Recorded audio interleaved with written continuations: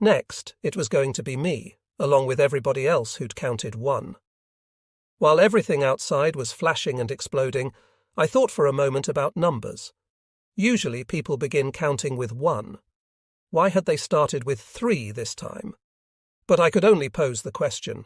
Before there was time to consider it, my turn had come. Nummer eins, nachgehen, los. After a moment of hesitation, I sprang from my shelter like a jack-in-the-box into madness. Everything looked grey through a thick fog of whirling, choking dust, except for the glimmering flashes of light. In a few jumps, I had reached the foundation of a shattered hut where a German soldier had died staring at the open breech of his machine gun. It's strange how often human beings die without any kind of style.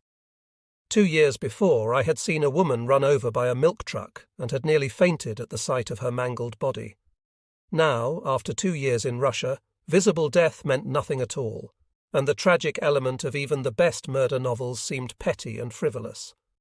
With my watering eyes, I stared through the smoke, trying to see the enemy and do my duty. About 25 yards away, some trucks exploded into little fragments, one after the other, engulfing 4 or 5 running soldiers. Were the men German or Russian? I couldn't tell. I was with 2 companions in an open shelter made of logs packed with dirt, which the Russians had built to take a machine gun. We were more or less sitting on the mangled bodies of the 4 Popovs who'd been killed by grenades. "I did that bunch in with 1 shot," shouted a strong young soldier from the Gross Deutschland. A burst of mortar fire forced us down into the heap of enemy corpses. A shell hit the edge of the bunker, and the earth and logs blew apart, falling back onto our heads. The fellow huddled between me and a dead Russian was hit. As his body jerked up from the impact, I tensed myself to run. Another shell struck the shelter, disintegrating it. The debris poured down onto my legs and sent me reeling back against the opposite wall. I howled for help, sure that my legs were broken and afraid to move. My trousers were ripped down the leg, but the bruised skin underneath was unbroken, although I could trace the red-violet passage of the blow I'd taken. I plunged back into the heap of Russian corpses, falling onto the fellow who'd been hit a moment before. He let out a howl. We lay side by side with our heads touching as an avalanche of rubble poured down all around us. "I'm wounded," he groaned. "Something is burning in my back. Call for a stretcher." I looked at him and dazedly shouted, "Sanften Trager!" But my ludicrous cries were lost in the deafening uproar of 2 Spandaus firing quite near us. The big fellow from the Gross Deutschland was shouting at us to advance as loud as he could. "Come on, fellows! Some of our boys are already at the water tank." I looked at the wounded man, who was staring at me with desperate, imploring eyes and clutching my sleeve. I didn't know how to tell him that there was nothing I could do for him just then. The big soldier had jumped out of the shelter. I pulled myself brutally away and turned my head. The wounded man called again, but I had already jumped from the shelter and was running like a madman after the other fellow, who was nearly 15 yards ahead of me.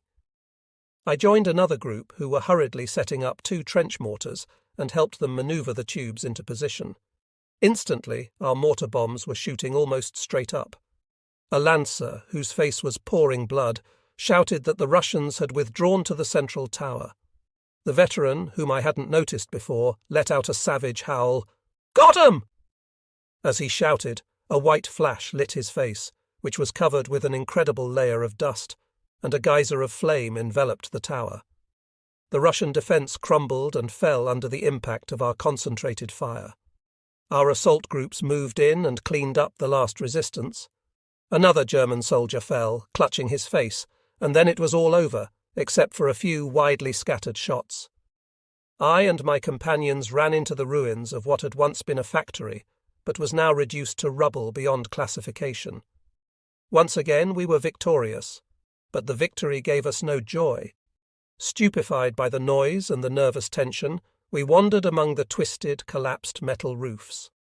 A lancer with a face drawn by exhaustion mechanically picked up an enamelled plaque, which had something written on it in Cyrillic characters, perhaps a direction or the word for toilet.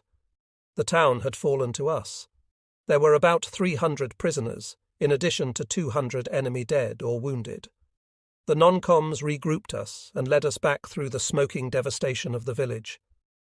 Herr Hauptmann Vesreidau reviewed his 2 companies and called roll. About 60 men were missing.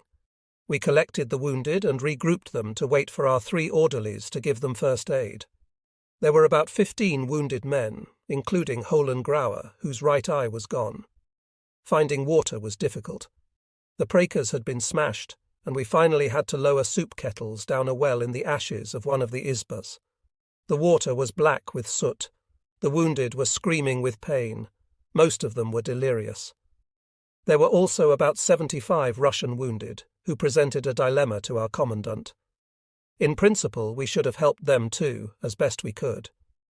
But we were under orders to rejoin our division as soon as the operation was completed, so we abandoned the Russian wounded and piled ours into and onto the vehicles we had, which bore no resemblance to ambulances or even to ordinary trucks, a few gun carriages and a couple of light artillery tractors.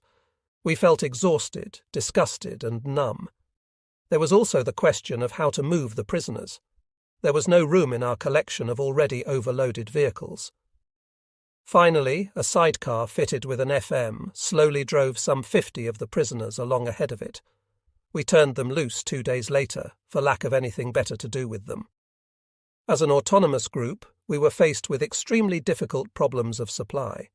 In theory, the vehicles carrying munitions and gasoline picked up the flotsam of war as their loads grew lighter. But the division already had some 1,100 prisoners, and we didn't know what to do with them. We set off with clusters of men, German and Russian, hanging on to everything that could roll. We all looked back at the town, from which a thick cloud of smoke was climbing and spreading out to the horizon. The dark grey sky was threatening rain, which would soon fall on the graves of 40 German soldiers sacrificed to neutralize a single point of enemy resistance, which we weren't even interested in holding. We moved on to another operation, not as part of any design to conquer, but simply as part of an attempt to protect our vast withdrawal of troops to the west bank of the Dnieper. No one smiled. We knew that our victory couldn't make any difference to the outcome of the war, and only hoped that it might have some strategic interest. The experience of the battle itself had been, as always, more fear and, for some, like my friend Grauer, irreparable mutilation. A young blonde soldier, huddled beside the driver of the machine which was carrying about 30 of us, began to play on his harmonica. The melody rang softly in our nearly insensible ears. "Mit dir, Lili Marleen! Mit dir, Lili Marleen!" The music was slow and filled with a nostalgia that weighed heavily on our exhaustion. Hals was listening, his mouth hanging half open, making no sound and staring at nothing. We drove for an hour, which meant about 30 miles, before it grew dark. We were all anxious to stop so that we could get rid of the thick, choking dust which coated us from head to foot.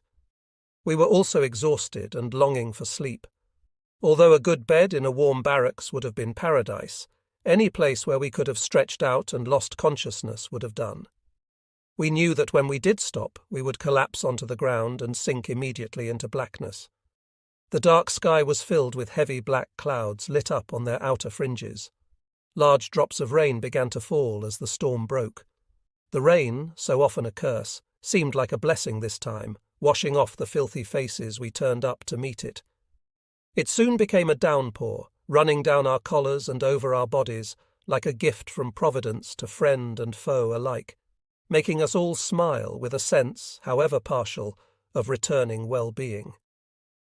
The soaking cloth of the uniforms on our tightly packed bodies clung to all of us, grey-green for the Germans, violet-brown for the Russians. We all grinned at each other without distinction, like players from 2 teams in the showers after a match. There was no longer any feeling of hatred or vengeance, only a sense of life preserved and overwhelming exhaustion. The rain became so heavy that we had to improvise shelter and covered our heads and shoulders with our ground sheets. Although hardly anyone understood more than a few words of the other language, we were all laughing and trading cigarettes. Hanover cigarettes for Machorka tobacco from the Tartar plain. We smoked and joked over nothing, a nothing which in fact represented the most absolute human joy I had ever known. The exchange of tobacco, the smoke under the ground sheets, which made us choke and cough, and the simple fact of laughter without reserve, all of this made a small island of joy in a sea of tragedy, which affected us like a shot of morphine. We were able to forget the hate which divided us as our stupefied senses reawakened to an awareness of life. Understanding nothing, I laughed uncontrollably as a curious sensation took hold of me and filled my veins. Suddenly I was covered with gooseflesh, as one is during a particularly moving piece of music. The rain was beating on the metal hood. Would we have to shoot our Russian fellow passengers tomorrow? That seemed impossible. It was impossible that such things could continue. We had just caught up with a regiment of motorized cavalry, stopped in the middle of nowhere. Streams of water were running down every exposed surface. The dull finish of the sidecars, sheltering under the dripping leaves of the trees at the edge of the woods, glistened with raindrops. Wesredo climbed down from his sidecar to talk to the cavalry commander. The fellows in the sidecars had long oilskins, which pretty well covered them and kept them more or less dry. However, all their camping equipment was in the trucks of the supply column, so instead of sleeping they had to spend their rest period tramping up and down through the puddles. 2 fellows distributed food, a stale sausage for each German soldier and loaves of bread to be divided among 8. There was no food for the prisoners, whose rations in theory would be provided by the division. We thought of walking off a short way to devour our meagre portions, but we were bunched around our dripping communal plates. The Russians, who had nothing but their lives, kept their feverish eyes fixed on the food, which was impossible to hide. Finally, our torn and filthy hands broke the hard bread and held it out to the men who had been trying to kill us only a few hours before. Our stomachs were still rumbling with hunger 5 minutes later as we swallowed down the last mouthfuls of our rations. Everyone was thirsty, and our water bottles had been emptied after the fighting. Like feverish sheep, we needed water. We had obtained permission to leave the trucks to relieve ourselves, but for no other reason. We were in the middle of wild, uninhabited country, and there were no breakers or drinking troughs. However, the rain was still pouring down, and we collected the runoff from the backs of the trucks, the leaves, and the puddles in the oilcloths. When we had quenched our thirst, we left with the cavalry regiment. Finally, the rain stopped, leaving us chilled and bone-tired to the misery of our throbbing machines. Lightning was still streaking through the sky behind us and over our heads, and the thunder was still rumbling. Ahead, there were other flashes too, which unfortunately had nothing to do with the storm. These were produced by Stalin's organs, firing at the division blocked behind Konotop. As we drew nearer, we were able to gauge the size of the battle by the intensity of the fire flashing across the horizon. Soon, we also could hear the loud and continuous sound of guns. We had been hoping for a refuge where we could spend the night. Instead, we were faced with the anguish of a fresh hell and a fresh uncertainty of survival, as war tightened its vice-like grip once again around our throbbing temples. The young face of the blond boy who had played the harmonica a short time before hardened suddenly into the face of a man. Was it exhaustion, or did he simply want to get it over with? In the space of a few moments, he suddenly aged 20 years. We arrived at the town, which was black and deserted. Intermittent flashes from the battle being fought somewhere to the west of us, through the outer fringes of the town, lit the darkness. The thunder of explosions filled the air, shattering window panes and breaking off the gutters of the houses all around us. The rain had begun again, falling in small, delicate drops. We were ordered to leave the trucks and jumped down like sleepwalkers. The shock of contact with the ground reverberated through our numbed bodies, and we felt sickness rising in undulating waves along the entire length of our spinal columns. In a herd, we followed our leaders, while the trucks drove off to a nearby street. I could feel the sleep weighting down my eyelids, and only half awake, staggered like an automaton after the sound of the boots of the fellow in front of me, without grasping that I was going back into battle. What happened that night at Konotop? I only know that there were explosions and fire and houses collapsing down the length of dark, indefinable back streets.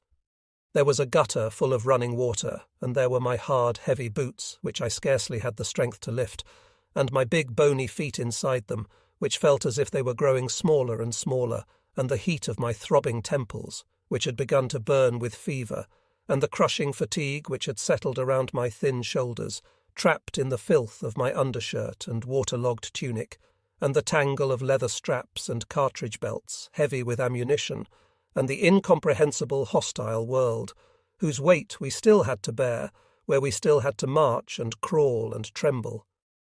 Toward morning, which dawned as pale as the last morning of a condemned man, I was overwhelmed by a crushing sleep and briefly lost my waking nightmare. We collapsed in the shelter of an entranceway, which protected us from most of the rain, except when the wind blew a particularly strong gust. We spent a few hours there. Then we were wakened to stare at 100 other faces as white and drawn as our own. Our closest relatives would probably have hesitated before identifying us. My eyes, which felt as if they had sunk into my aching head, instinctively looked around to see what the new day would bring. Directly in front of the gate where we had slept was a building of several stories. Its grey walls were stained with long streaks which dribbled down from its gaping windows. A short distance to one side stood a cluster of miserable shacks, which now offered shelter only to a few wandering cats and troops looking for refuge. These buildings, which at their best could never have looked like much, now seemed soiled by the passage of something monstrous. Further along, the street was entirely blocked by the houses which had collapsed when the Russians had shelled the town the evening before. I looked for something that might produce an instant of pleasure and distract me for a moment from the effort of trying to control the spasmodic shivers which shook my whole body. A sound behind me made me turn my head. The veteran was coming back with 2 canteens of hot soup, which he had found God knows where. I watched him blankly as he limped through the puddles and the scattered rubble. His uniform was as grey and filthy as the setting, and his thin, shaggy face beneath his heavy steel helmet seemed to fit perfectly with everything else. Above our heads, the sky flowed slowly toward the horizon, trailing grey clouds like dirty rags as far as the eye could see.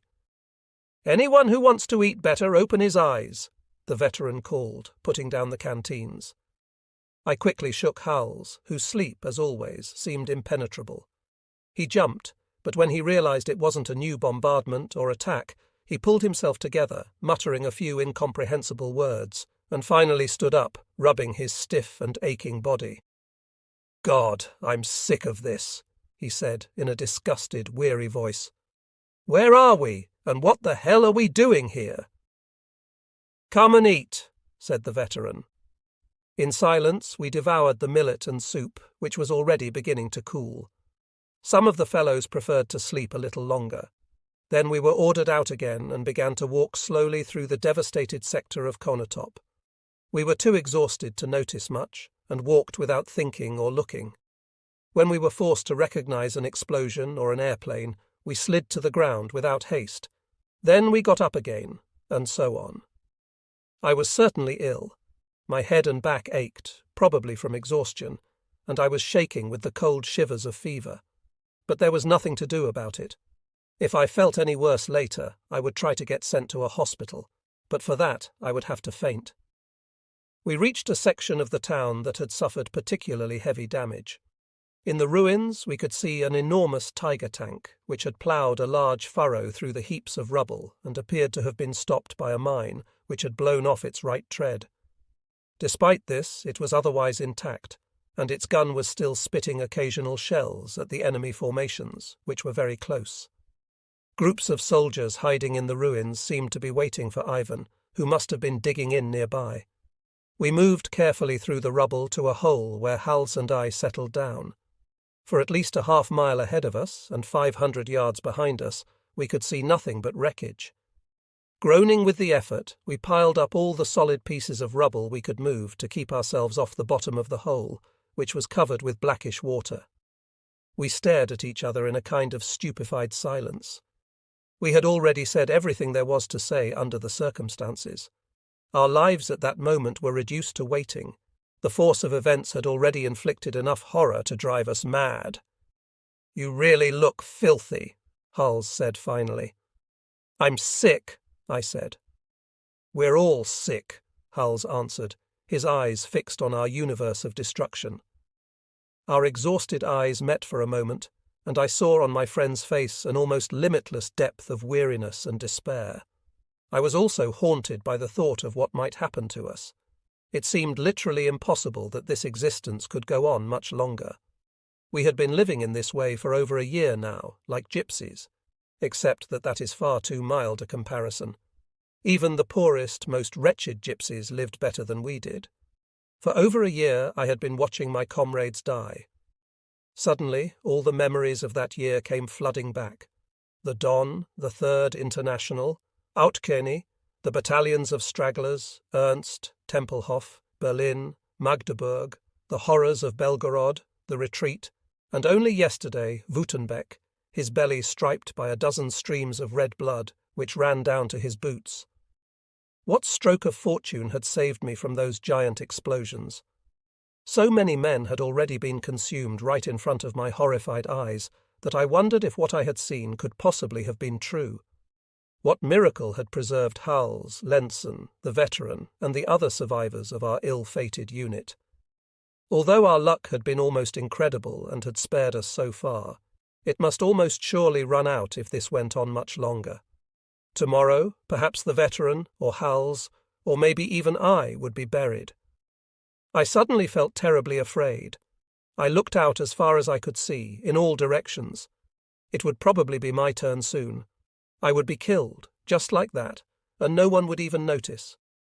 We had all grown used to just about everything, and I would be missed only until the next fellow got it, wiping out the memory of preceding tragedies.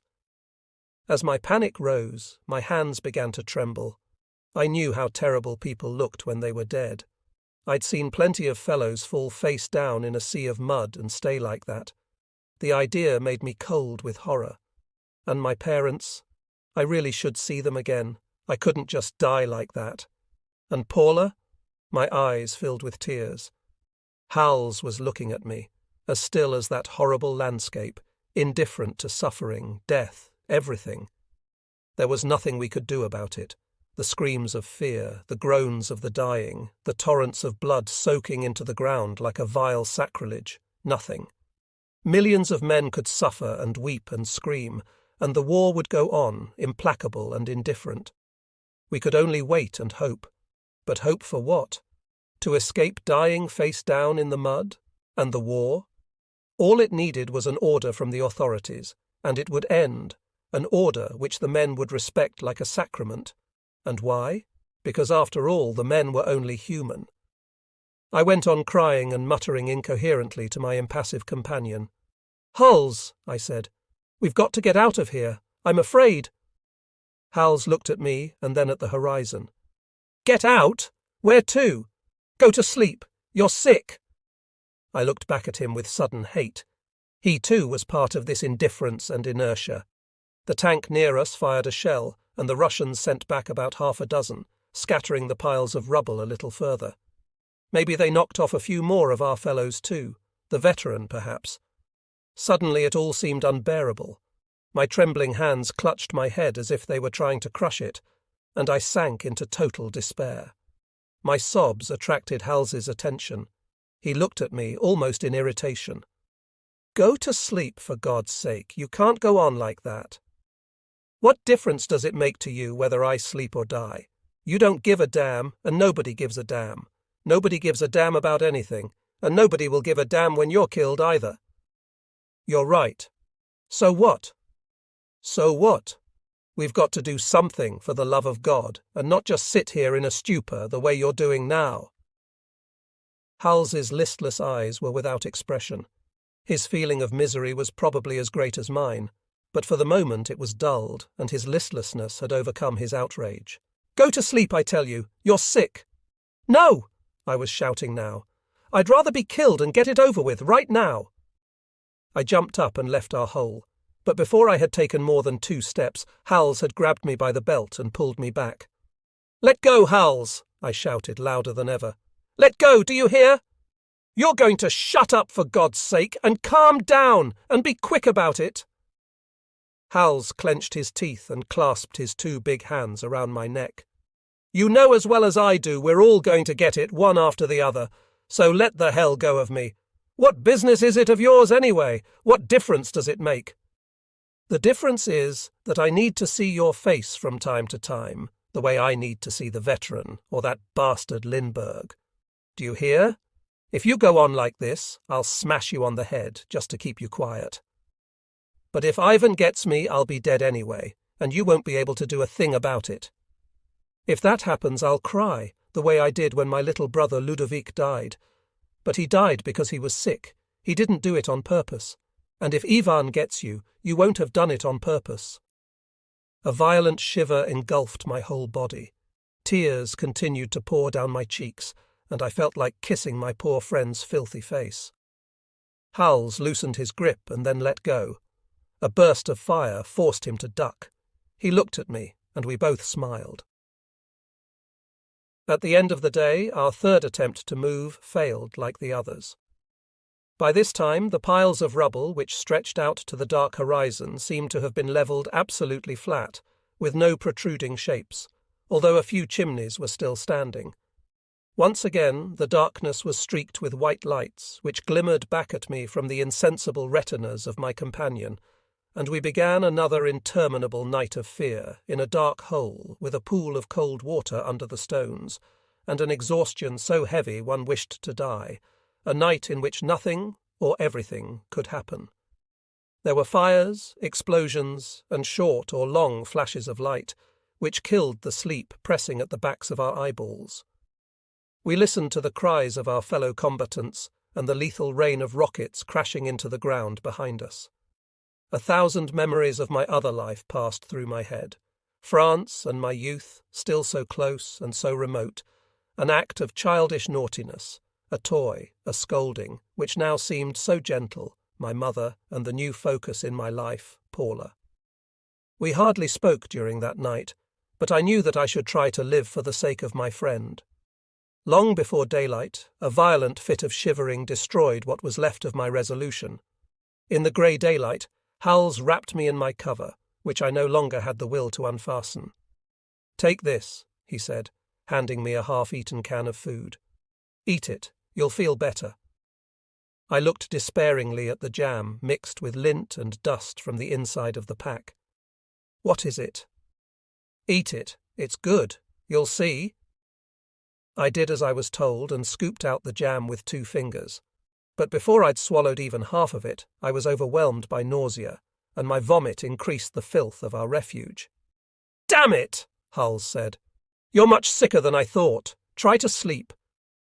Shaking with fever, I let myself fall into the mire, which I pushed back with my elbows and feet to try to make a flat place where I could stretch out and perhaps really sleep.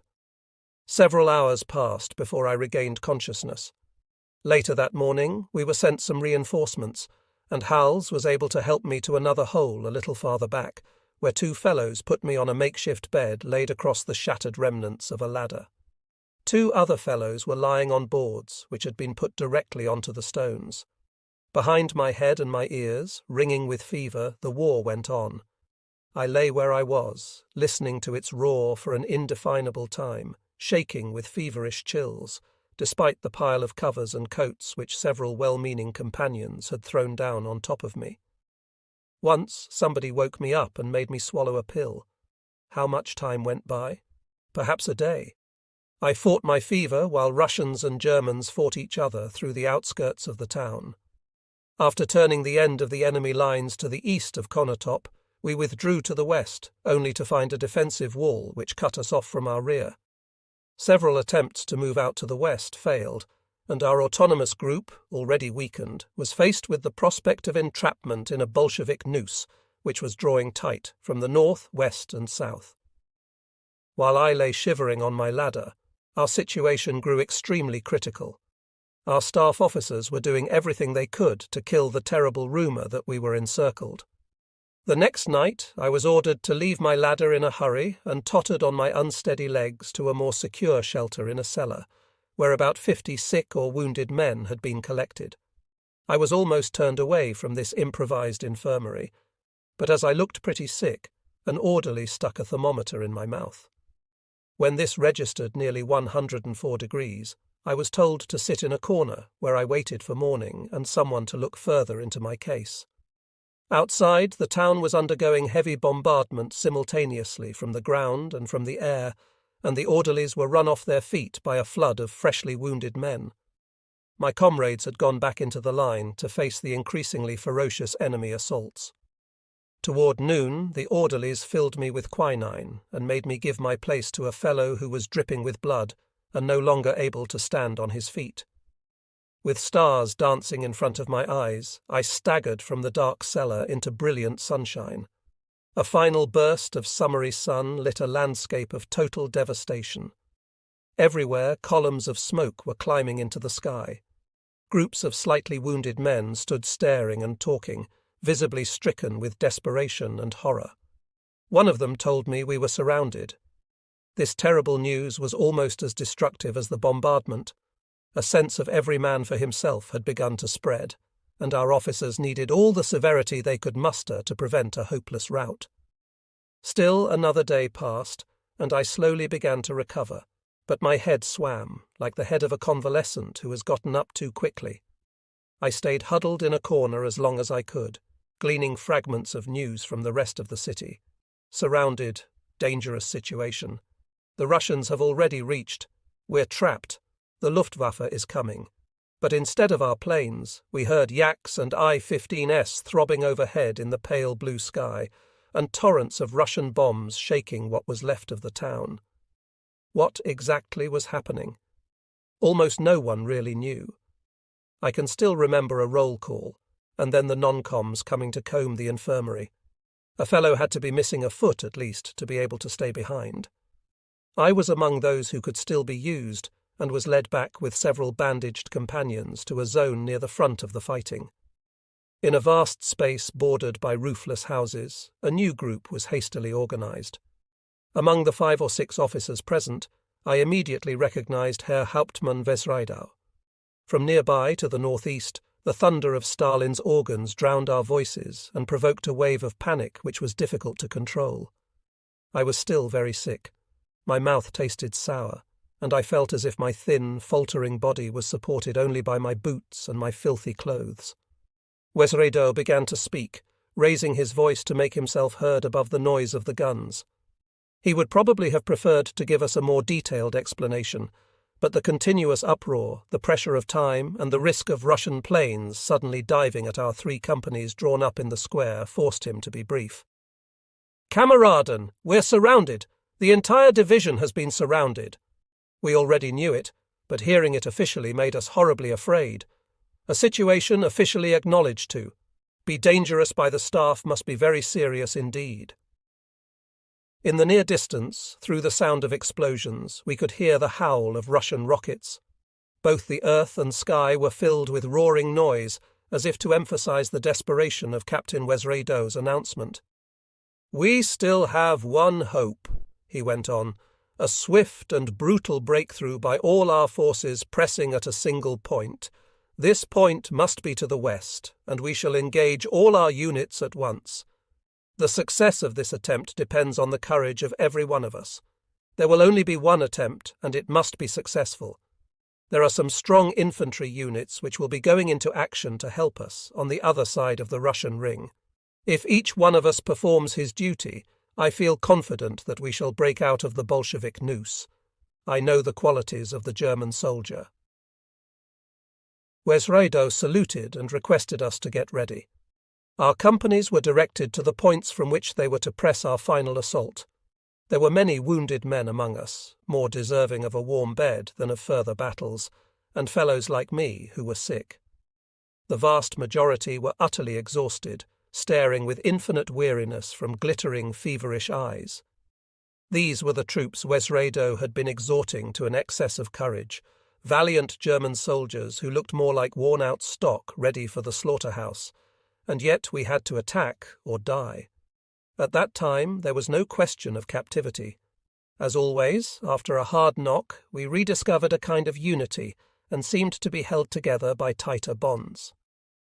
What provoked the sentiments of generosity which brought out the last cigarettes or the chocolates so rare they were usually devoured in secret, inciting all the scum to fake friendship, leading the non-coms, who had probably been mixed up with every kind of dirt in civilian life, to pat a suspected possessor on the shoulder and talk of trust and faith when they were really hinting for a bite, just like everyone else.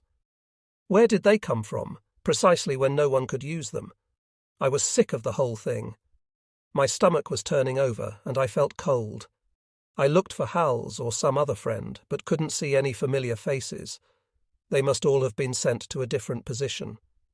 For me, they had become almost like relatives, and their absence weighed on me. I felt very much alone among these mutilated men with their raging fevers, trying to find some excuse for hope and encouragement. I myself began to daydream about a soft bed with silk covers, imitating the veteran, who liked to dream aloud about beds like that, which he himself had never known. Even before the war, he'd been an unfortunate and unhappy man, but he knew how to dream. Sometimes, as his bony body lay stretched out on the hard ground, he smiled in a way which suggested such a powerful sense of well-being that I am sure, in those moments at least, he was unaware of the harshness of his situation, and that his dream was more powerful than reality. I myself was not yet that well trained, and my dreams could not obliterate the feverish vice which gripped my temples. Straight ahead, to the west, the smoke had climbed so high it blotted out the sky, and the distant horizon was ringed with fire. What substance could be feeding such a huge conflagration? Companies of men, black with dust and soot, were pouring back on the run. It seemed that our first contact with the Russians had not been in our favour. The retreating troops left a certain number of wounded with us, but no one knew what to do with them. The medical teams, which at best were inadequate, had already packed up and gone, or were about to leave. The wounded men were left lying in the street where they had been put down, trying to stanch the flood of their own blood, which was often pouring from several wounds at once. Everyone tried to help as much as possible, but we were capable only of ludicrous gestures. The most extraordinary scenes unfolded in front of our incredulous eyes. As we were sponging off a fellow who'd passed out, a fat Gefreiter came to help us, explaining that he'd just dropped a fellow with a smashed knee. "He was making too much noise, and I couldn't stand it. Give me someone who's knocked out any time." For the moment, our stretch of cleared street was not under bombardment. The battle was raging directly ahead, as well as to the northwest and southwest. Directly to the north, the Russian artillery was raking over the ruins like a monstrous plough. However, as a few of the retreating men huddled beside us trying to catch their breaths, the Russian fire shifted and began to sweep through our position like a giant scythe. Our officers' orders were drowned by the shouts of the men and the uproar of a frantic stampede for shelter. Our jostling and cries for help and screams of panic were finally obliterated by explosions. Everyone who was able to had run off the street. The slightest protuberance offered some hope of survival, as a wall of fire passed over the 2,000 troops concentrated on that spot. The wounded, abandoned in the open, lay writhing in the dust. Through the uproar we could hear the sound of disarticulated bodies falling back to the ground in broken pieces. As at Belgorod, the earth shook and everything trembled and grew dim, as the whole landscape suddenly became mobile. The filthy hands of ill and wounded men resigned to death scratched the ground for one last time, and the lined faces of veterans who believed they had already seen everything were transformed by desperate, imploring panic. Quite near us, behind a heap of tiles, a Russian shell scored a bullseye, exploding in the midst of 11 men who had huddled together like children caught in a sudden rain. The Russian shell landed in the precise centre of their trembling group, mixing flesh and bones and tiles in a torrent of blood. Chance, which continued to favour me, had driven me along with 3 companions to the shelter of a staircase in a roofless house. The building was hit on all sides during the bombardment, and the cellar filled with broken beams and other debris. However, thanks to our extraordinary helmets, our heads survived intact. When the thunder stopped for a moment and we heard the screams of the newly wounded, we looked outside. The horror of what we saw was so overwhelming that we fell back, as if paralysed, onto the shaky stairs. God help us! Someone shouted. There's nothing but blood. We've got to get away from here, screamed another voice, in a tone close to madness. He ran outside, and we followed him. The air was filled with bestial cries. Everyone who'd been lucky enough to survive was falling back to the west, where, as always, safety lay, and now the front, and the gap through which we would try to escape. Anyone who could still stand was helped. The wounded grabbed at the men running past. 2 haggard soldiers in front of me were dragging a third man through the dust, probably a friend who was nearly dead. How long had they pulled him along like that, and how long would it take them to dump him? I can no longer tell how long our stampede lasted, through the anonymous ruins and thick smoke and roaring guns. The Russians were firing at us from all sides, at close range, with 50mm guns. We staggered on, carrying the wounded as best we could. In complete disorder, we came to a railroad track strewn with the burnt-out wreckage of a train and a few Russian corpses. We trampled over them with a kind of fierce delight, taking our revenge for their artillery and their 50mm fire. The tracks ran through a kind of trench. We galloped down it, passing a second train as still and broken as the first.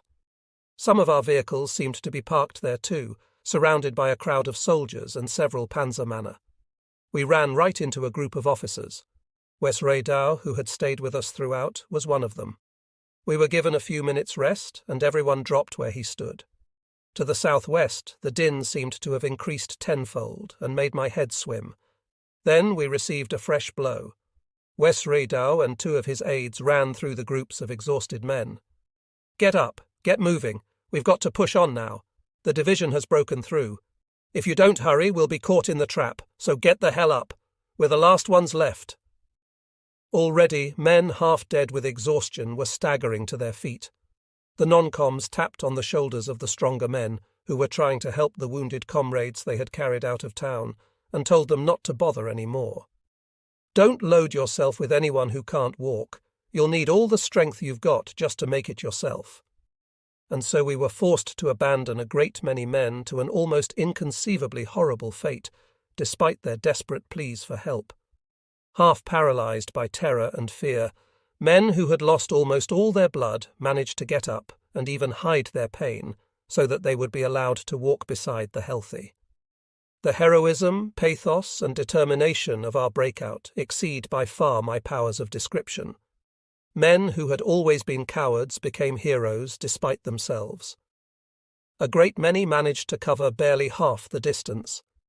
We fought our way through the fires of hell, losing almost half of our remaining men, as we pushed for more than 9 hours, from shell hole to shell hole, along the famous and tragic Konotop-Kiev road, past burnt-out tanks and piles of hundreds of shriveled corpses.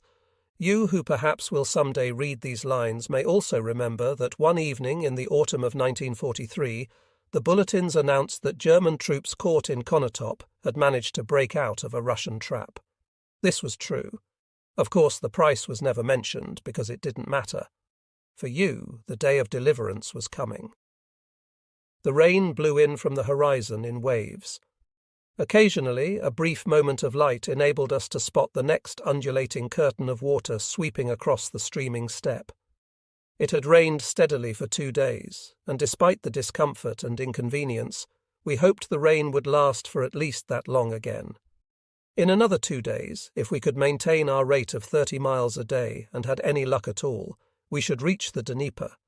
No planes could fly through such a torrential downpour, so there had been no yaks, and every day without yaks was a reprieve from death for hundreds of men. The extraordinary mobility of the Wehrmacht, one of its principal sources of strength up to that moment, had entirely disappeared in that part of Russia, and the men from Army Group Centre were plodding toward the river in interminable columns at the rate of 3 miles an hour. Our mobility, which had always given us an advantage over the vast but slow Soviet formations, was now only a memory, and the disproportion of numbers made even flight a doubtful prospect. Moreover, the equipment of the Red Army was constantly improving, and we often found ourselves pitted against extremely mobile motorized regiments of fresh troops. To complete our disarray, the Soviet troops that had been tied up in the attempt to trap us at Konotop were now free to pursue our slow withdrawal. German aviation, which was entirely occupied south of Cherkasy, had abandoned our part of the sky to the Yaks, which took advantage of this freedom to harass us unmercifully. So, despite our heavy, waterlogged clothes, worn-out boots, fever, and the impossibility of lying down except on the soaking ground, we blessed fortune for sending us grey skies and rain. During the morning, 5 Bolshevik planes had appeared despite the weather. Our harassed men reacted with an automatic impulse of self-defense and self-preservation, staring desperately at the flat plain for somewhere to hide. But, like animals caught in a trap, we understood there was no way out. The companies in a direct line of fire dropped to one knee, in the regulation position for anti-aircraft defense. These companies received the Yaks fire and saw several men torn to pieces by Russian bullets, but managed to bring down one of the planes. It was our bad luck that the plane went into a spin and fell directly onto our convoy, crushing a truck full of wounded men and opening a crater 20 yards wide filled with shattered flesh. No one cried out. In fact, almost no one looked. We simply picked up our burdens and went on. We were all too exhausted to react, and almost nothing stirred our emotions. We had all seen too much. In my sick and aching brain, life had lost its importance and meaning, and seemed of no more consequence than the power of motion one lends to a marionette, so that it can agitate for a few seconds. Of course, there was friendship. There were Hals and Paula, but immediately behind them was that hole full of guts, red, yellow, and foul-smelling. Piles of guts, almost as large as the earth itself. Life could be snuffed out like that, in an instant, but the guts remained for a long time, stamped on the memory. We walked without stopping. The interminable line of men ahead curved in a semicircle which seemed to be standing still. The Dnieper was not yet in sight. We had planned to reach it in 5 days, but we were now in the 6th, ploughing through the mud at an average speed of 2 or 2.5 miles an hour. I had never seen a countryside so huge and so empty. The trucks and other vehicles that had gas had all passed us long ago. The rest were pulled by the few half-starved nags we had not already killed and eaten. From time to time, someone gave up his place on a crowded Steiner, pulled by 2 horses, to continue on foot. We were under orders not to abandon Materiel for any reason whatever. We were supposed to receive more gasoline, God knows how, probably by air, so that we could continue to drive our machines. In fact, one morning we did receive a delivery from aircraft.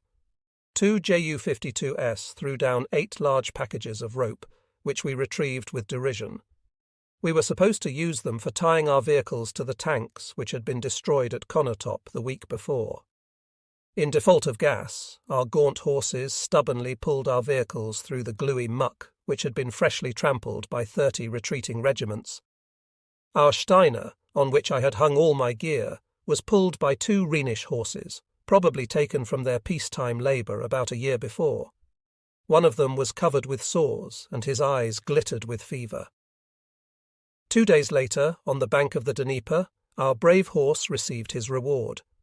A non-com from the cavalry shot him in the head, along with some 10 others. Very few horses were allowed onto the pontoons, whose capacity was inadequate even for the men, and nothing could be left behind which might be useful to the Russians.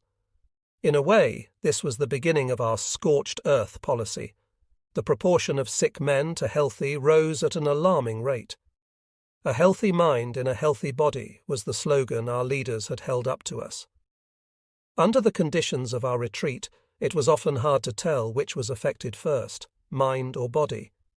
It seemed that well over half our men had nothing healthy about them. Luckily, the weather remained frightful.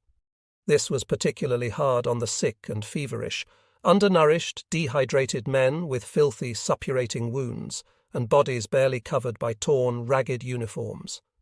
But anything the weather could produce, wind, rain, heavy clouds trailing down to the ground, was preferable to clear skies, which invariably meant the humming planes diving down at us like carrion crows attacking a moribund animal. Indifferent to everything, we continued our slow march. 2 or 3 times a day, covering troops were organised and left behind to slow down the enemy, who were following at a leisurely pace. The men chosen for this task dug shallow holes which protected less than a quarter of their bodies and waited, resigned, for the juggernaut to crush them. We knew that we would never see them again. In other districts, entire regiments had been wiped out by Russian armoured troops which had caught up with them. The retreat was costly and reached its climax on the east bank of the river, in an incredible crush of men and materiel spread out over acres of flat sand, so that each Russian missile was assured a maximum destructive effect. A healthy mind in a healthy body would have done everything possible to escape those circumstances. Our eyes, which had grown used to accepting everything without surprise, gaped at the most astonishing sights. Everyone reached the river, the outer boundary of safety, in a state of indescribable panic, only to find it necessary to trample on the men already there, even drown them, to have any hope of getting onto the wretchedly inadequate vessels, which often foundered before they reached the other side. On the 8th day, after skirting a broad hill, we reached the bank of the river, or more precisely, the swarm of lancer who covered the bank, hiding it completely. Through the noise and confusion we could hear the sound of engines, which we found curiously reassuring. Working engines must mean there was gasoline somewhere. We knew that motorized transport was essential for such a huge country, and that even with motors we could only move very slowly because of the terrible roads. However, if we heard engines, it must at least mean that some reorganization had begun. Among the crowd of men there were many vehicles which had been dragged as far as the river, despite almost insuperable obstacles, and were waiting in the long grass, which looked like dune grass. In fact, the engines we heard did not belong to refueled trucks, but to the boats, inadequate in size and number, which the engineers were using to move across as many men and machines as they could. Whenever materiel could be moved, it was given priority. Loading trucks and guns and light tanks onto vessels built to carry hay carts was not easy, but fortunately we had plenty of manpower to replace the cranes and derricks of a port, at least 100,000 at our point of arrival alone. I saw men standing up to their necks in water, supporting makeshift landing stages until the water rose over their chins, rickety, hastily improvised piers which collapsed as soon as their human props moved away. Half-drowned, these men worked frantically against time, with extraordinary persistence and patience. The urgent task of transporting 5 divisions was not begun until 2 days after our arrival, when all materiel that could be moved was across the river. We had 10 boats at our disposal, each with a maximum capacity of 20 men, 4 barges which had run out of gas and were towed in turn by 2 small boats equipped with BMW portable engines, and 4 precarious pontoons, each with a capacity of 150 men. At this point, south of Kiev, the Dnieper is about 800 yards wide. Had we chosen a section to the north of the city, we would have been in rich, densely populated country, where we would undoubtedly have been able to acquire plenty of boats for crossing, and where, in addition, the river often narrows to less than 100 yards. There were also bridges in Kiev itself. Some had undoubtedly been destroyed, but others must have been standing. By the evening of the 3rd day after our arrival at the river, at least 10,000 men had crossed to the west bank. First of all, the sick and wounded were taken, and I witnessed many instances of lightly wounded or sick men giving up their places to the more seriously injured. Although the rain was remorseless and savage, and we were all sickened by our diet of horse meat, often raw, we nonetheless made use of this forced delay to rest as much as we could. During the night of our 3rd or 4th day, everything turned hellish again. As we had feared, we heard the roar of war again as soon as the rain stopped, dull and unclear at first, and then unmistakable, the rumble of tanks moving slowly through the mud. To begin with, there was only the noise, which in itself was enough to send a wave of terror through the 85,000 men trapped beside the water. On the slopes littered with exhausted soldiers, thousands of men lifted their heads to verify the terrifying sound. We stared through the darkness, trying to see the unseeable, frozen for a minute, with our heads lifted to listen. Then everywhere, shadowy figures began to move, with frantic, intensifying speed. "Tanks!" Every man grabbed his things and began to run toward what we knew was an insuperable barrier, hoping that the boats were still moving, and that somehow they would be able to take all of us at once. We were packed in a dense crowd onto a narrow strip of ground beside the river, and the sound of our shouting voices rose above the heavy rumble of tanks which now filled the night. Frantic men were abandoning everything on the bank and plunging into the water to try to swim to the opposite shore. Thousands of voices were shouting toward the grey water and the opposite bank, where they hoped they would at last be able to rest. Men waded out into the icy water until they lost their footing, and the sound of voices pleading and calling for help rose to such a pitch that the boats still operating hesitated to draw into shore for fear of being swamped. Madness seemed to be spreading like wildfire. Almost unconscious with exhaustion, I sat through about 20 minutes of panic with 5 or 6 other soldiers, collapsed onto a heap of packs which had been abandoned on the wet grass, letting the howling mob and the rush of events pass us by. Here and there we could see other small groups like ours, moving only when the frantic stampede swept them along. The officers, who had managed to keep some self-control, organised a few more or less conscious men and ran to meet the mob, trying to stop them like shepherds trying to control a herd of crazed sheep. They were able to reorganise a few groups, which they posted on the slopes of the hills to attempt interception of the Soviet tanks should they come that way.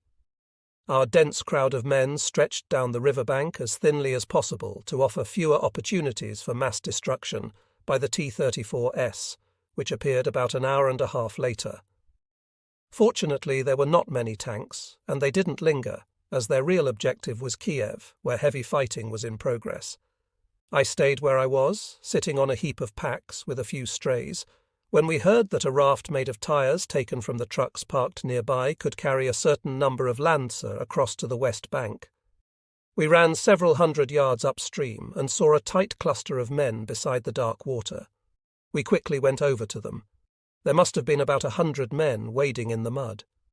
In the centre of the group, about a dozen fellows were busily taking out the inner tubes of a heap of tyres and tying them together to make a raft, which would clearly never be large enough to hold everyone. We were greeted with unwelcoming stares and given no encouragement to stay. Finally, a big fellow who was standing and watching the work spoke to us. "You can see that this thing won't even take half the men here. Go on a little further. You'll be sure to find something." He must have said more or less the same thing several times over to the fellows who had arrived ahead of us, but most of them had stayed, hoping to get onto the raft somehow, even to fight their way on if necessary. I had neither the build nor the strength to force my way onto a contraption that would probably sink anyway. So, despite the distant rumble that came to us in spurts on the wind, I went on up the river, accompanied by 2 stray artillerymen. We walked through a damp, heavy fog, between clumps of dripping firs, past groups of frantic, terrified men pacing up and down the interminable bank. The fog grew steadily thicker until it blotted out the countryside completely, turning us into Chinese shadow puppets. We could no longer tell which way we were going and were gripped by continual anxiety that we were walking in the wrong direction. Luckily, from time to time, someone would check on the position of the river and shout out into the darkness, "Ach gut, das Wasser ist da." We went on without thinking, unaware that if we followed the river long enough, we would arrive at Kiev, which was the heart of the fighting. No one seemed capable of any logical, connected thought, but the constant fear, exhaustion, and threat of tanks kept us moving, trying to get away. It didn't really matter where we might get to, or how, just away. The darkness of the night was continually broken by flares and the noise of guns. A group of men passed by, invisible but quite close, judging by the sound of their voices. "Achtung! Ivans! Achtung!" I looked imploringly at the artilleryman who had been stumbling along beside me for more than half an hour, but received nothing except the fixed stare of a hunted animal. We no longer understood anything. We had thought the Russians were on our right, behind the hills, but the firing was coming from the riverbank, which was on our left. Expecting the Russians to begin shooting at us at any minute, we began to run, looking for some hole or hollow where we could hide. Once we had flattened ourselves down into what seemed to be a shallow frog pond, we tried to grasp the facts of our situation. A non-com in our group thought the Popovs must be patrolling in boats, knocking off Germans whenever they could. To judge by the lights of the explosions, which were sometimes hundreds of yards apart, there must have been several Russian boats. The darkness that hid our trapped men rang with the sounds of our frantic disorder. Shells were coming in from the west, landing somewhere to the east of us, beyond the hills. This comforted us somewhat. Since the shells were falling beyond the hills, they must be landing on the Russians, and our men must be firing them. The artilleryman remarked in a pleased and knowing voice, "Those are ours, all right. I'd know that yap anywhere." "I never thought we'd get any help," said a soldier who had just joined us. In the end, the shelling lasted only 10 minutes and probably had very little effect, as there was no effort to aim it with any precision. The fog had grown so thick that the glow of the discharges of the 77s was almost invisible, emerging from the darkness and vanishing again, as if we were watching through a thin, semi-transparent cloth. But although the fog was thicker, the air had also grown astonishingly cold, stabbing our lungs every time we took a breath. "My God, it's cold," someone said. The temperature of the water, which came to the middle of our boots, must have been close to freezing. Despite their remarkable resistance to water, our boots had at last become waterlogged, and our feet felt frozen. "We can't keep on like this," said the artilleryman, almost laughing. "We've got to get out of here, or we'll catch our deaths. Anyway, why should we be afraid of our own guns?" My boots each seemed to weigh a ton of dense, solid matter, which was, in fact, something like 95% water. The exhaustion we had been dragging about with us for days increased the fear we could no longer control. Fear intensified our exhaustion, as it required constant vigilance. We had learned to see in the dark, like cats, but on that particular night no look, however penetrating, could pierce the fog, which was as thick as a London pea souper. I could no longer breathe through my clogged nose, and only drew in through my pursed lips the bare minimum necessary to sustain life. We seemed to be moving through a mixture of water and sulphur, and each icy breath stabbed me with hundreds of sharp points, all the way down to my empty stomach. I remembered the veteran's advice, but couldn't think of anything convincingly warm or dry, so I began deliberately to recollect pleasant things that had happened to me, that I might have experienced a long time ago. But this proved almost impossibly difficult. My mind filled only with unpleasant memories. The hunched back of the soldier in front of me could not be transformed into the back of my mother, busy with some household task on a long winter evening, or my brother's back, or the back of anyone I had ever known in peacetime. All I saw was a silhouette of the history of the war and Russia, which memories of youth could not blot out. It seemed as if the war would mark men for life. They might forget women or money or how to be happy, but they would never forget the war, which spoiled everything, even the joy which was bound to come, like the victory ahead. The laughter of men who lived through the war has something forced and desperate about it. It does them no good to say that they must now make use of the experience. Their mechanisms have been run too hard, and something has gone out of balance. Laughter no longer has any more value for them than tears. The back of the soldier in front of me filled me with pity and respect and even exasperation. I felt like hitting him until he fell so that he would be on a level with the war. But if that man fell, there would be another right after him, and then thousands more after that. Thousands of hunched backs swollen by acid fog. Russia is still full of backs like that, the hunched backs of men who have forgotten how to dream, and it will take more toil and war before they all have been toppled. The roar of the guns was growing louder, like the noise of an oncoming train, and there was the sound of machine guns too, although we still couldn't see anything. We could also hear a vast din of human voices, which rose above the thunder of guns and machinery. We stopped where we were, a light trace of breath escaping from each half-open mouth. I looked for some explanation on the filthy faces of my companions, but their expressions were as bewildered as my own, which had probably not changed much since I had begun to try to lose myself in memories. Since surprises in wartime can only be dangerous, we immediately looked for a hole.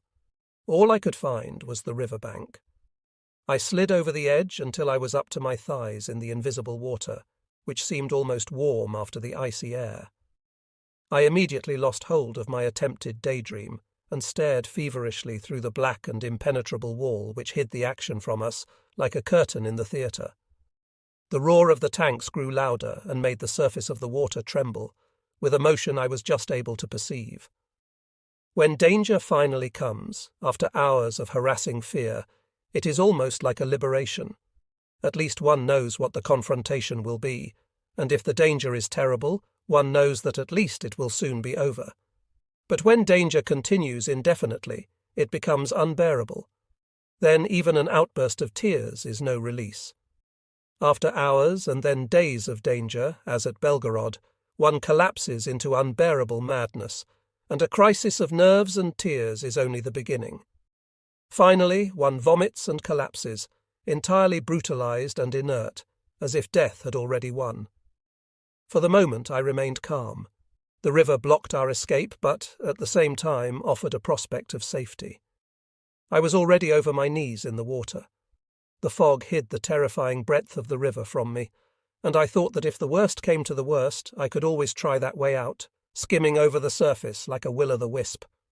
I felt almost convinced that I could do it. Then we saw lights and heard explosions like grenades and crackling sounds, accompanied by little points of light. 5 or 6 gasping soldiers splashed into the water beside me. "It's those dumb bastards in the artillery who brought Ivan here."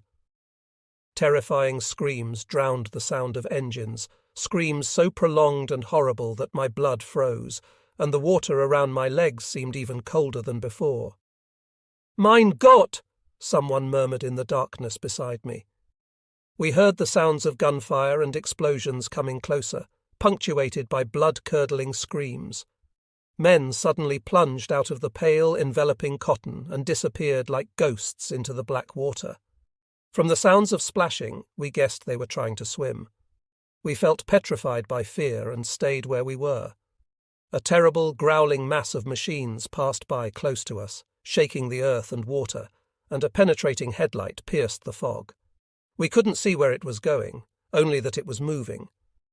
During those moments of terror, we clung to each other like children. A piece of the bank broke away under our weight, and our heap of belongings slid into the mud. My head went under for a few seconds, and when I surfaced, the riverbank and the long grasses hid what was happening. We could hear the sound of machine guns ripping into the air very close to us, over the grinding roar of tank treads, and always terrifying screams as the tanks drove a bloody furrow through the tightly packed crowd paralyzed by terror and darkness. A little higher up, 2 other lights, barely visible in the gloom, were seeking out other victims. With daylight, we saw that there must have been about 10 tanks passing through without stopping on their way to Kiev. However, our tension was so great that we stayed in the water for a long time, without moving, despite the stinking mud which had seeped into our helmets and through our hair, which was standing on end with terror. With absolute accuracy, the German guns, firing from the other side of the river, had drawn the Bolshevik tanks onto us and contributed to the horrible deaths of many of our men. Cries for help drew us from our slimy refuge, and we ran to do what we could to help the dying, which was very little. We saw sights so horrible they were beyond any imagining. We shot a great many men to put them out of their misery, although mercy killings were strictly forbidden. At dawn, the fog lifted, and an almost spring-like sun ushered in a new day of difficulties and disappointments. Burial squads were forcibly organized and began their grisly work, grimacing with horror. Everyone who managed to escape this duty went off as far as he could, to try to sleep or warm up. My partly dried clothes had gone stiff, and I felt uncomfortable and ill. But my exhaustion, which weighed on my eyes and made the sunlight unbearable, prevented me from grasping that I should have stripped and washed in the river, allowing the sun to nourish my exhausted body. I stayed as I was, immobilized by my need for sleep, staring through half-closed eyes at the damp grey-green of my uniform, turning slowly yellow as it dried. When I finally did sleep, I was awakened almost immediately by shouts of terror. I opened my eyes and stared up into an infinite pale blue sky, in which there was a familiar noise: planes. My bones creaked as I propped myself up on one elbow. I couldn't see anything unusual, only the piles of sleeping bodies among the gorse. Everywhere, faces drowning in sleep were turning to the sky. A fellow in a fatigue cap ran by, shouting like a deaf man. A heavy machine gun behind me opened fire. It took us a while to shake off our torpor. 4 Russian planes were circling like hornets about 3,000 feet above us. Everyone was shouting, both men and officers. "Do you all want to be killed?" a ragged lieutenant was yelling at us. "You should at least try to defend yourselves." We feverishly grabbed our guns and waited with one knee on the ground for the enemy, who was about to drop from the clouds. However, the yaks went away. It was inconceivable that they should have been afraid of us, so we concluded they were running out of gas. We rubbed our eyes and sighed with relief as our partially revived sense of vigilance died down. Everyone was thinking of stretching out again and catching up with his lost sleep. Then the heavy machine gun pivoted rapidly on its mount and began to fire toward the north. Everyone turned that way too, before throwing himself flat. The 4 planes roared over us almost at ground level, firing rapidly with all their guns. We could just hear the lieutenant, who was very near us, shouting as loud as he could to make himself heard above the noise of the planes. "Fire, you bastards!" The planes passed overhead. I saw the lieutenant roll onto the ground, stand up again, and with one hand clutching his stomach, fire his revolver at the roaring planes. Then he grimaced, fell to his knees, and rolled over onto himself. Of all the men around us, he was the only one who had been hit. The planes had reserved most of their fire for the overloaded, almost motionless rafts, which made perfect targets. "Give us some help!" shouted a fellow with a long, thin face, who'd gone with a companion to see what he could do for the lieutenant. Why in God's name did he stand up?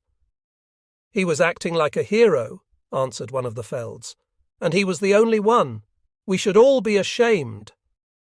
The thin-faced fellow was helping to carry the dying man down to the river's edge. I was behind him with some of the lieutenant's things. "Shame has nothing to do with it," he said, sighing heavily. We had not been abandoned. From the west bank, our anti-aircraft guns were firing on the Russian vultures overhead, and the 2 ramshackle rafts on the river were continuing their dangerous journey. There must have been many dead and wounded men on board, to judge by the agitation we could all see. The planes dived down towards the swarming strip of ground, which rang with screams of pain and cries for help, and toward the rafts, achieving a hideous massacre. Every time the danger withdrew for a moment, allowing us to lift our heads and look out over the reeds, we saw scenes of tragedy. Almost everyone on the rafts who hadn't been killed or immobilized by wounds had jumped into the water and was trying to swim. The planes made a 4th pass and were met this time by all our guns and Spandaus, which finally drove them away. We heard a loud sound of shooting. One of the Russian planes had been hit and was spiraling upward, trying to gain height, leaving a thick plume of black smoke behind it. Suddenly it lurched into an irrevocable dive toward the water. We saw a smaller shape detach from the mass of the plane, probably the pilot, trying to jump to safety.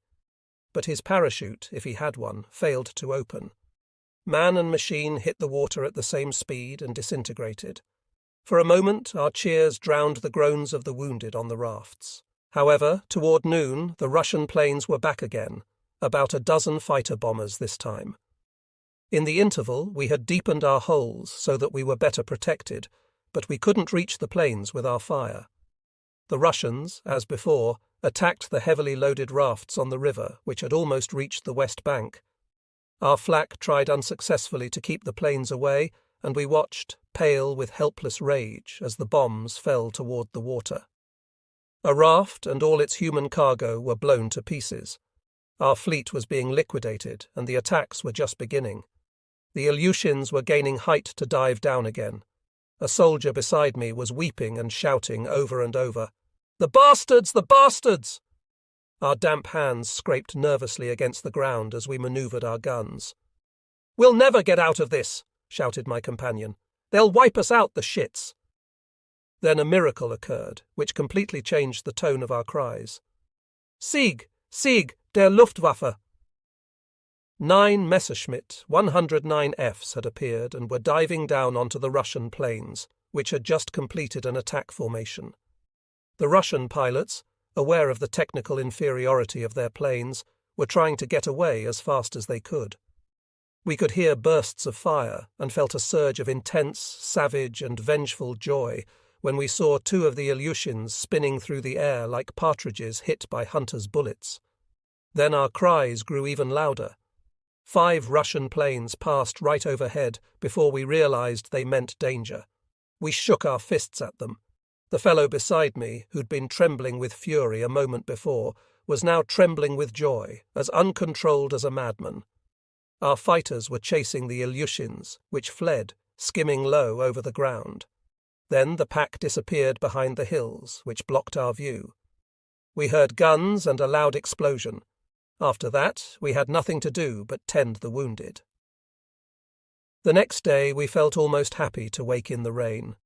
Traffic across the river had continued all night, carrying over as many men as possible. Nevertheless, a vast number were still waiting on the east bank. We no longer knew how many days we'd been there, but despite all our difficulties, we'd been able to reorganize somewhat. Men belonging to the same units had sorted each other out and waited in distinct groups. Our officers had posted armed men on the hills to warn against a sudden attack. We knew that the Russians were very close and felt rather surprised that they hadn't attacked already.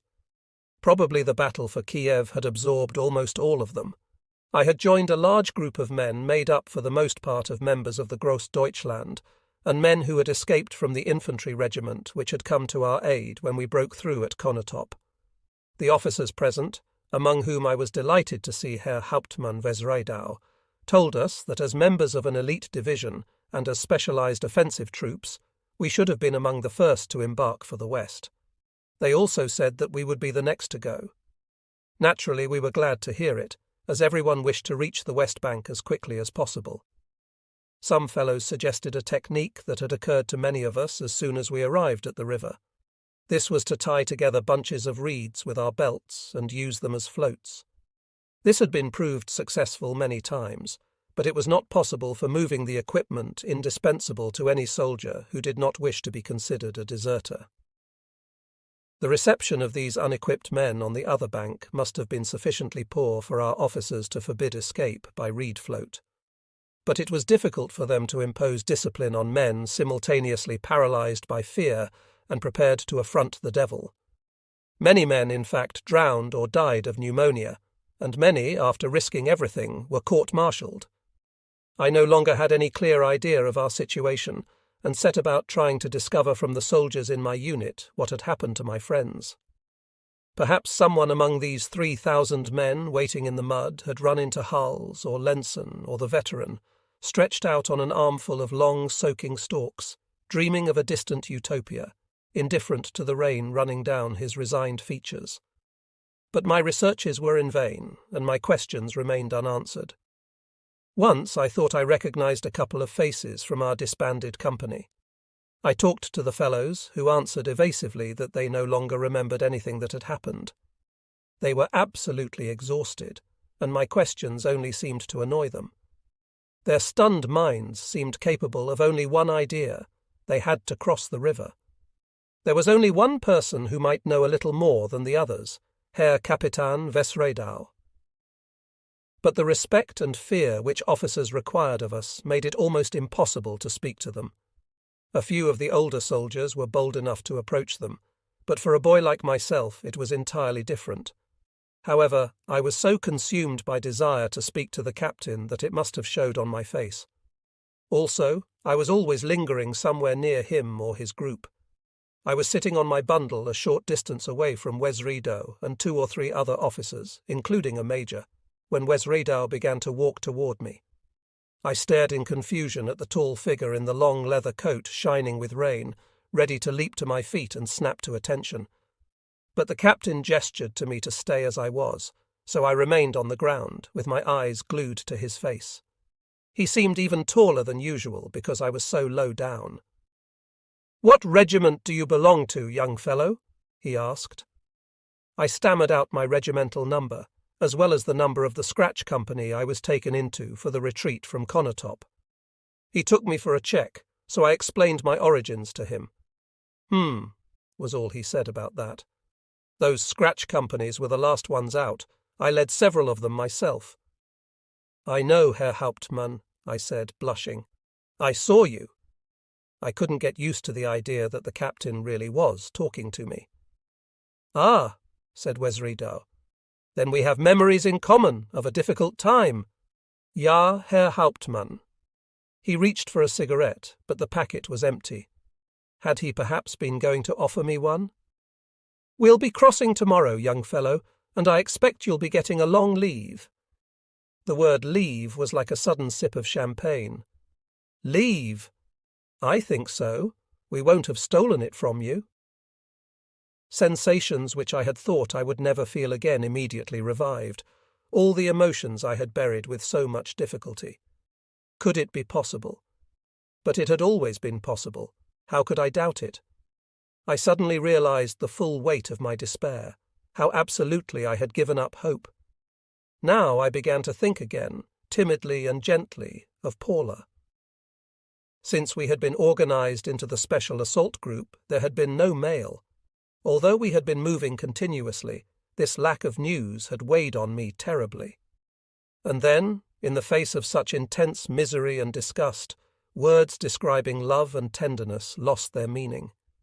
Everything I had felt seemed to have been swept away in the dust and noise of crumbling houses, and in misery far more intense than the miseries of love.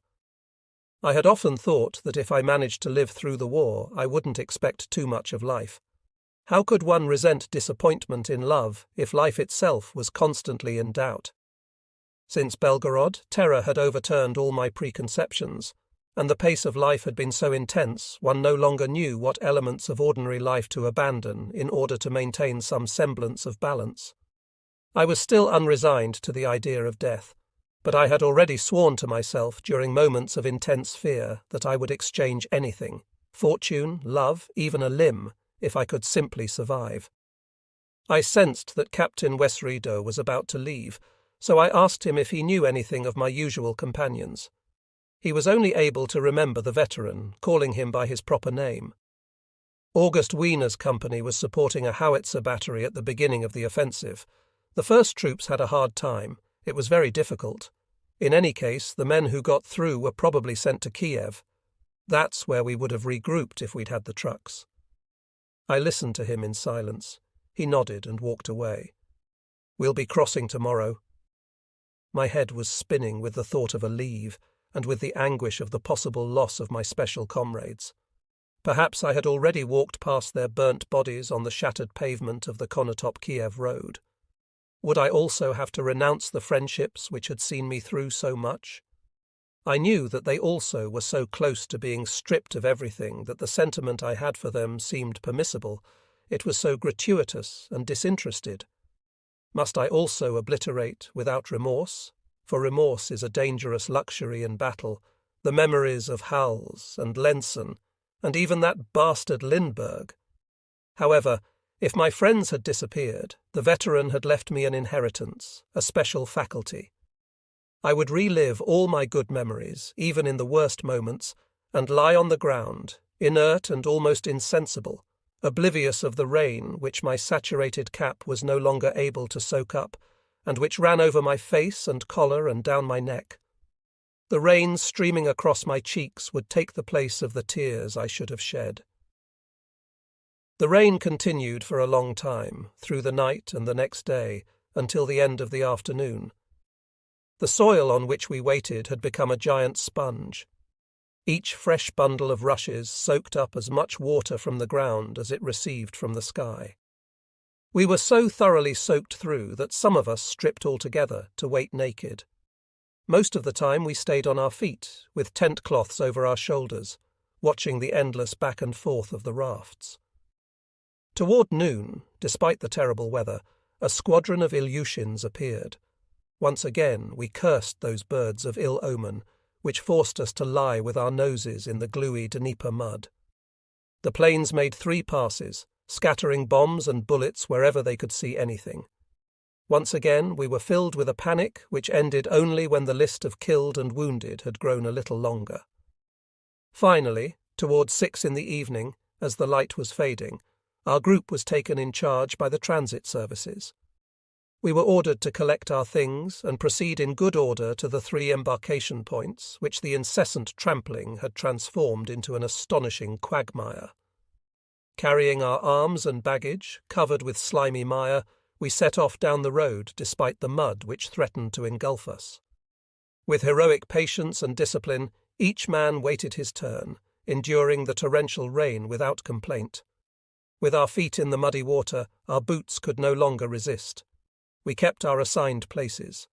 The last men to embark had to wait for several hours. Vague, momentary smiles lit our almost unrecognizable faces. At last we were going to cross, and all of this would be over. We would be able to dry ourselves and sleep, perhaps even in comfort, and stop feeling afraid. We clung to our more hopeful thoughts, although we were haunted by one last fear. What would happen on the trip across? Would the overused, overloaded boats make it? Or would they sink, carrying 100 desperate souls to the bottom? And then there were the Yabos. If any Russian planes appeared, we could all remember in clear detail the horrible massacre of the day before. Then it grew dark. Russian planes rarely flew at night, so perhaps we were at least safe from them. When it was my turn, I climbed with 100 other men onto a raft whose planks had been splintered by the passage of thousands of hobnailed boots. I watched anxiously as the water rose to within a foot of swamping us. "That's enough, Captain!" shouted a non-com who looked about 40 years old. "Do you want us to sink?" "As many as possible, Herr Spiess," an engineer said, laughing. "That's orders, and we're used to it. Come on, let's have another 10. When we were on the point of foundering, the boatmen let go of the ropes and, with the agility of young goats, jumped onto the few inches they had reserved for themselves. Slowly, we were almost unaware of it, the raft began to move out onto the water, which was barely creased by our momentum. Our balance seemed so precarious that no one dared move. The cursed bank, veiled in fog, disappeared from sight. I was huddled in the centre of the raft between 2 fellows I didn't know. A young lieutenant from an infantry regiment which had come to help us at Konotop, and a fellow from my own company who seemed to be asleep on his feet. He was the only one who seemed so indifferent. Everyone else was listening and looking intently, especially toward the rainy sky, which we mistrusted absolutely. A boat half the size of ours, but with the same engine, slowly pulled level with us. Its deck was as jammed as ours. How long was the crossing? Perhaps a quarter of an hour. It seemed interminable. The water slid past us with an easy, regular motion, whose slowness made us frantic. Some of the fellows were counting aloud, marking off the seconds perhaps, or using them as one uses imaginary sheep to force sleep. Then voices announced the approach of the West Bank and safety and release from our torments. The men at the front of the raft could see it, enveloped in fog. Our blood ran faster in our veins as we tried, by willpower, to increase the speed of the engine. We were about to land, to be safe, quick, while the sky was still quiet. An empty raft crossed our path, heading back for the east bank. We looked at it coldly. Any movement toward the east made us shiver. Then the west bank was only 20 yards away.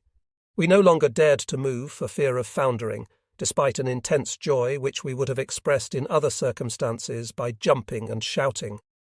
After so many days and hours of waiting and despair, we had been saved. Then there were only 10 yards, then 5. The engines went into reverse to slow us down. We drew up beside a pier made of tied branches, and we heard voices telling us to move slowly and carefully. With a sense of enormous privilege, we stepped, one after the other, onto the solid earth, which is to say, onto a quagmire exactly like the east bank. But the mud no longer mattered. We had crossed to the other side. The west bank meant security and safety, a barrier between us and the Russians. We had dreamed of this safety for so long and so intensely that we almost felt as if there were a barrier between us and the war itself. The bulletins had been official. We would hold on to the Dnieper. The enemy would not pass beyond that line, and in the spring we would push them back beyond the Volga. During our long and painful retreat to the river and our endless wait, our thoughts had crystallized around this idea, and actually stepping onto the West Bank seemed like the end of our misfortune. Reorganization, clean clothes, leave, and the assurance that we had not been beaten. Of course, the West Bank was still Russia, but it was the part of Russia which had welcomed us a few years earlier, the part of Russia which really favored us. Our exhausted brains clung to this fantasy. The West Bank was almost the motherland.